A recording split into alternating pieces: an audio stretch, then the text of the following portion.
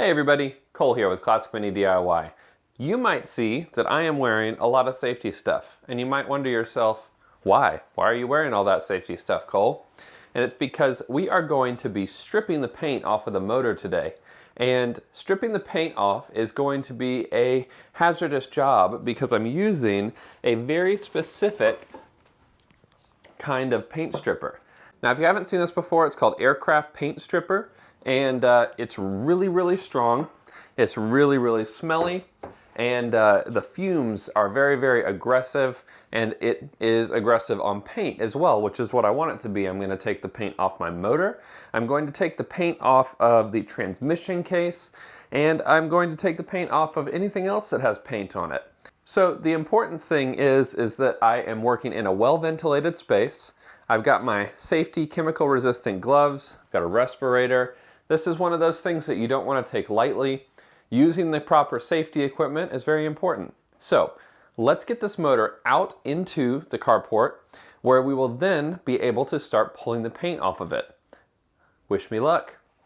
Now actually, before I go straight to the whole paint stripping stage, I think I'm going to try and knock some of this off with my wire wheel and my angle grinder. I think that it might actually come off, and then I can leave the paint stripper for the little nooks and crannies that I can't actually get stuff out of. So let's give that a shot first, and then we'll go to the chemicals if we have to.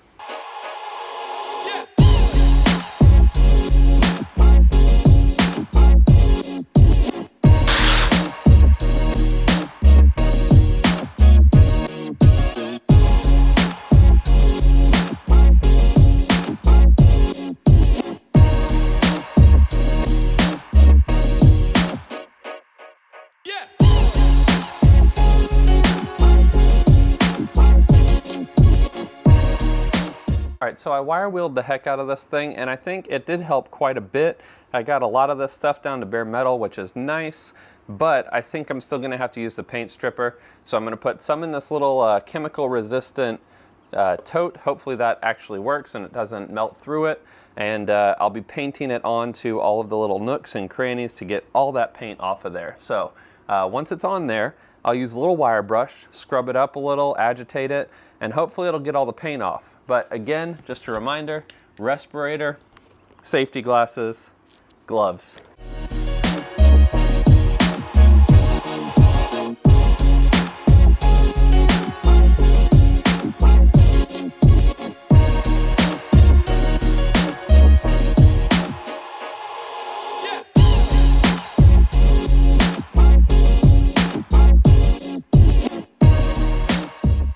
Alright, so I'm standing kind of far away from it right now, but right now we're going to let this sit for about 15 minutes or so.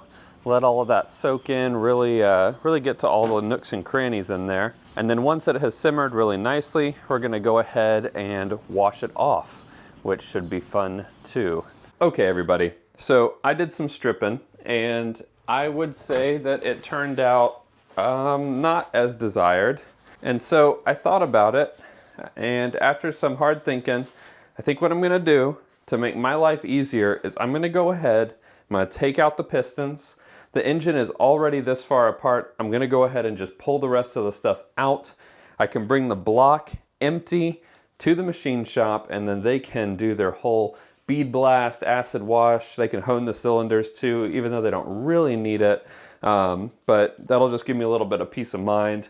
They can go through and clean all the parts that are in here, which will make me feel a lot better, and it's going to be a lot more effective than me stripping this stuff, I think. Now, if you haven't seen my 998 rebuild series, it's not done yet, but I have put the pistons back together in that series, and I am going to be doing the opposite of what I showed you in those episodes, which in this case is taking all of the connecting rod bolts off, and then I'm going to feed the pistons out the bottom of the motor, and then once they're out, keep them in order, set them off to the side. Those will be going to the machine shop to get cleaned. And then I'll take all the rest of the ancillary stuff off of this block so I can tote this over to the machine shop, have them clean this, and I'll probably go ahead and bring the crankshaft over there too. Just go ahead, hit all the bases, and get it nice and tidy. So first off, let's take off these connecting rods. Now when you're taking apart these connecting rods, it is important to keep the pistons in the order that they come out in. That way you can put them back in the order that they go back in. So just a quick little tidbit. As I'm taking these out, I'm going to line them up on my table over here in order.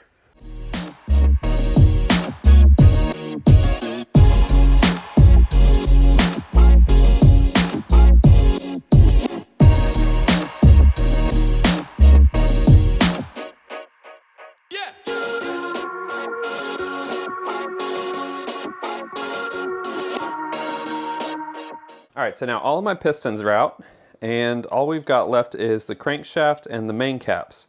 And once those come out, the block will be completely stripped down, aside from a few studs hanging on and hanging around. So what we're gonna do next is prep a space for this crankshaft to get set down in so that it's clean and off of and out of the way. And then all this stuff will go to the machine shop to get cleaned.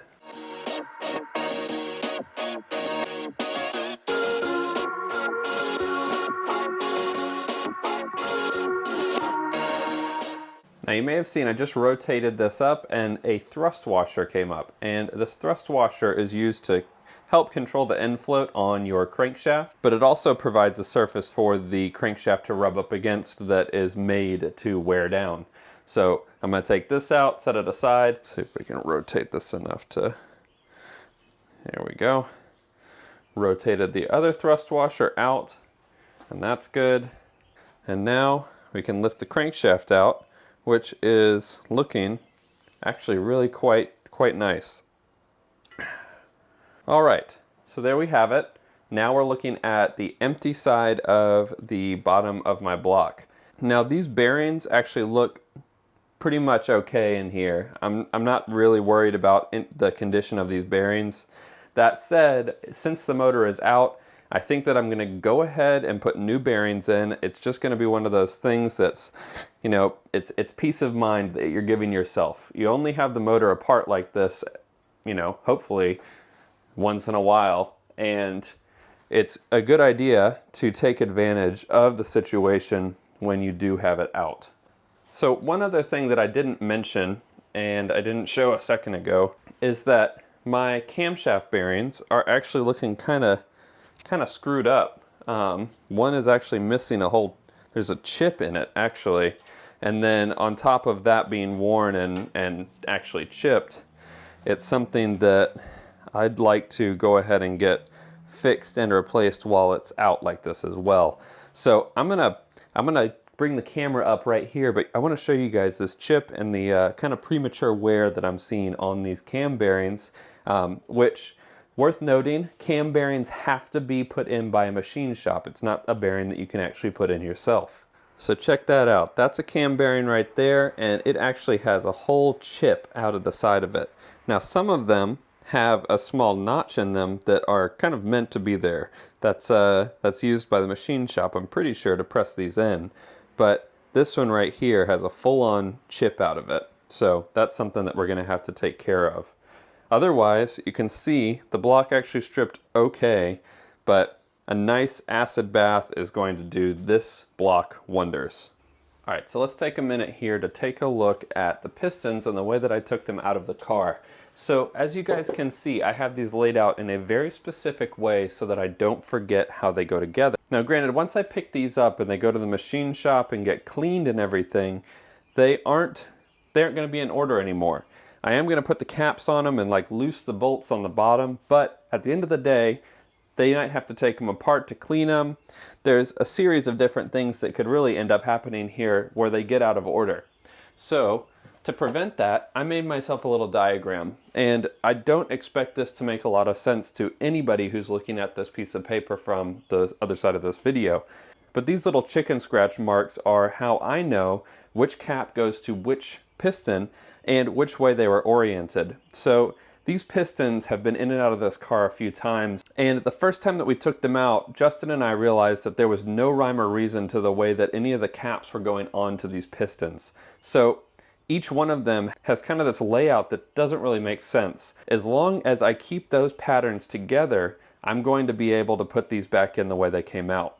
Now, keep in mind, if anybody has any interest in sending me a set of pistons that are like performance oriented, a set of connecting rods and pistons, I am more than happy to plug whatever company decides to send these to me, because I would love to get a fresh set of pistons into this motor at this point.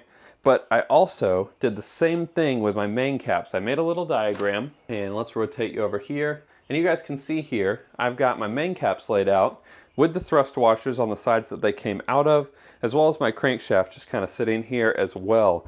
I don't think the crankshaft needs to go to the machine shop. It looks really good. It barely looks like it's worn at all since the last time I had this out, which is great. The main caps are gonna stay here as well. I don't see any reason to send them off. But since it's out, even though all of my bearings look really good, I think I'm still gonna replace the bearings just so I know that a fresh new set of bearings is in the motor and we're ready to roll. So past that, all we have to do is bring the head to the machine shop as well. That's gonna get cleaned. I gotta take a little bit of stuff off of that and it's ready to roll out and head over to them as well. But all said and done, that's pretty much it for this episode. It's a little short one. I was planning to paint all the block and everything, but I just wasn't happy with the way that the chemical stripper was pulling that paint off, and I don't feel like I'm gonna have a good adhesion surface for the block to really bite into the new paint, because the number one thing I don't want to happen when I put this back in is a full dealing with the block and it losing all of its paint again. That was super frustrating. So once these go to the machine shop, I might not see these till next week, but I'm not gonna be in town this weekend, so I don't really have a video planned anyways. But next week, I should be back in the shop, working on the block, working on reassembly, and hopefully all the parts will be here as well. And we can start really putting this thing back together. Now, I know I've said multiple times that I still have a lot to do on the car itself, and I'm trying to kind of do things in parallel, but I think that I'm gonna focus primarily on the gearbox and motor and putting that all back together so I have a nice, ready motor that's kind of sitting in here waiting for me to put it in the car after I finish all of the restoration of the underside of that car. So, thank you so much for watching. Thanks for tuning into this short episode. I know that there wasn't a lot, I'm sorry about that, but I hope that you check back in the upcoming episodes where we're gonna be covering a lot more. But until then, enjoy those minis and motor on.